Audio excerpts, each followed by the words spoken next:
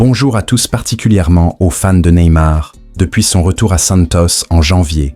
Le milieu offensif Neymar, 33 ans, victime d'une gêne à la cuisse, n'a pas été en mesure de tenir sa place face aux Corinthians, 1-2, lors de la demi-finale du championnat paulista. Plombé par les blessures ces dernières années, l'ancien Parisien n'a pas caché sa frustration. Tout ce que je voulais, c'était être sur le terrain et aider mes coéquipiers d'une manière ou d'une autre. Mais jeudi, j'ai ressenti une gêne. Et cela m'a empêché d'être sur le terrain. Nous avons fait un test ce matin et j'ai fini par la ressentir à nouveau. Malheureusement, cela fait partie du football. Cela n'a pas fonctionné, mais nous reviendrons encore plus fort pour nous battre pour nos objectifs, a assuré l'international brésilien sur le réseau social Instagram. Reste désormais à savoir si Neymar sera en mesure d'honorer sa convocation en équipe du Brésil. La relation Mbappé-Vinicius fait parler depuis ces derniers temps. Buteur face au Rayo Vallecano 2-1 dimanche en Liga, les attaquants Kylian Mbappé, 26 ans, 25 matchs et 18 buts en Liga cette saison, et Vinicius Junior, 24 ans, 21 matchs et 10 buts en Liga cette saison, ont porté le Real Madrid. Et pourtant, après ce succès, le lien entre les deux hommes suscite des débats en Espagne. Selon le journaliste de la cadena SER Anton Meana, le Français et le Brésilien n'ont pas une relation aussi bonne qu'elle en a l'air.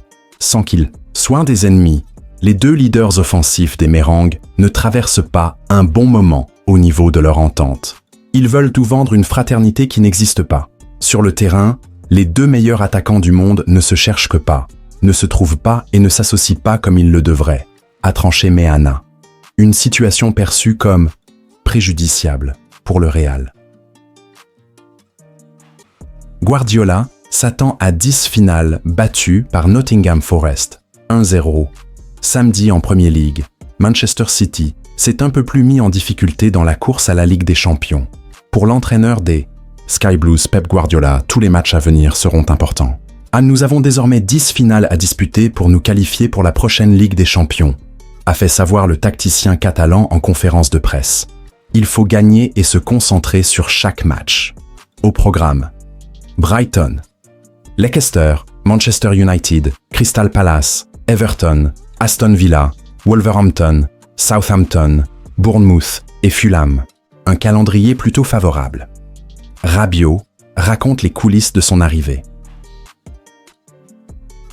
Le 15 septembre dernier, l'Olympique de Marseille réalisait un coup assez inattendu sur le marché des transferts en bouclant la signature du milieu Adrien Rabiot, 29 ans, 20 matchs et 5 buts en L1 cette saison, qui n'avait plus de contrat depuis juin et la fin de son bail avec la Juventus. Lors d'un entretien accordé à DAZN, l'international français est revenu sur les coulisses de son arrivée dans la cité phocéenne. J'avais décidé à la fin de l'Euro de couper un peu plus, de prendre plus de temps. Je sentais que j'en avais besoin. J'ai discuté avec Mehdi Benatia, le directeur sportif de l'OM NDLR, qui me demandait comment j'allais. Il m'a parlé du projet, du coach, des joueurs. J'ai accroché tout de suite. Pablo Longoria, le président NDLR, le coach, ils sont ambitieux, ça nous lie, a expliqué le joueur formé au Paris Saint-Germain. Je voulais prendre du temps. J'ai discuté avec d'autres clubs avant, mais je ne voulais pas me précipiter. Pour certaines raisons, de leur côté ou du mien, ça ne s'est pas fait. C'est allé vite avec l'OM. J'ai réfléchi au début, bien sûr, et j'en ai parlé avec Didier Deschamps, le sélectionneur de l'équipe de France NDLR, qui m'a dit qu'il ne voulait pas décider pour moi, a poursuivi l'ancien Turinois. Remplaçant, sur ses 2 premiers matchs avec Marseille, Rabiot a depuis joué toutes les rencontres en intégralité. Merci et à bientôt. N'oublie pas de t'abonner pour en savoir plus.